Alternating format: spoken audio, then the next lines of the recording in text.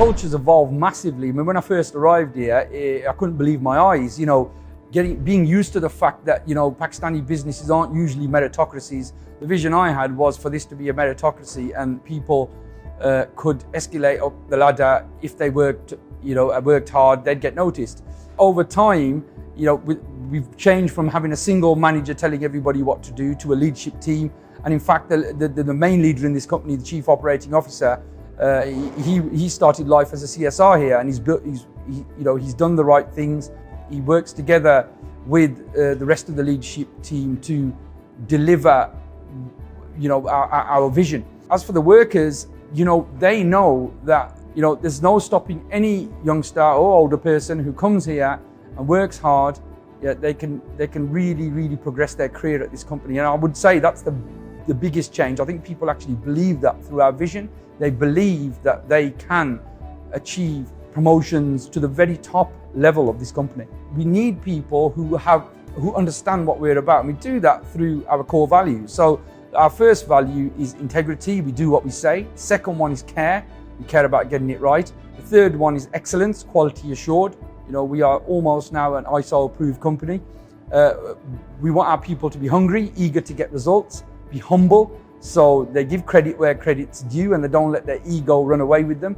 And finally, we want them to be smart. And that actually means we want them to be emotionally intelligent. We want them to be able to react to situations according to what's put in front of them. So that's worked really well for us. And through that, we've created our mission statement, which is to be the brightest star in the contact center sky. Yeah, and we do now believe we are the smartest workforce for growth.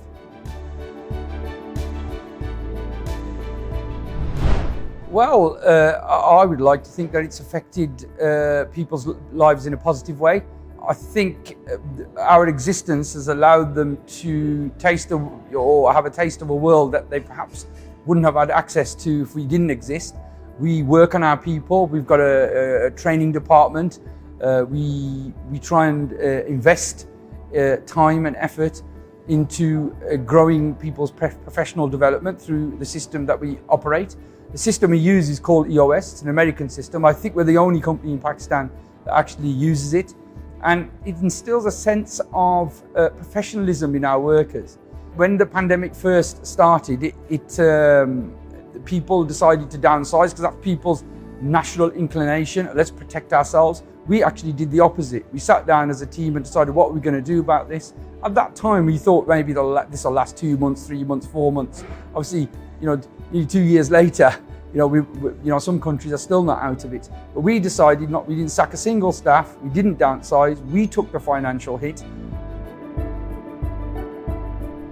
Well, it started off as a cottage industry. I never imagined or planned to get it so large, but that's actually what's happened. We had a single basement. I hired a cohort of 30 people. I trained myself, and it was a one-man show basically. So for the 10 months I was there, I did everything myself. Now we've got over 200 staff, and we're planning to be over 500 within 2 years.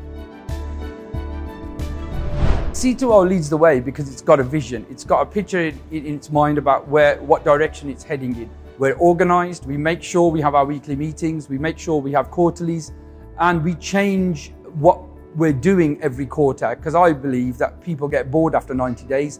You need to be able to keep that impetus and that interest alive in your workers. And then once a year at our annual, we check if we've achieved the previous objectives, and then we set ourselves new objectives for the following year. So it's very simple.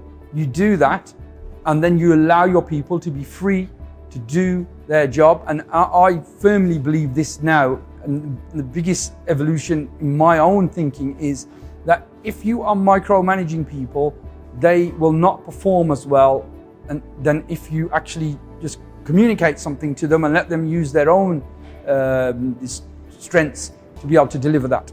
Pakistan is actually misunderstood, and the way Pakistan is portrayed through the media is very different to the reality. There are millions of talented graduates in Pakistan, especially in Islamabad where we are, who can do a brilliant job all over the world.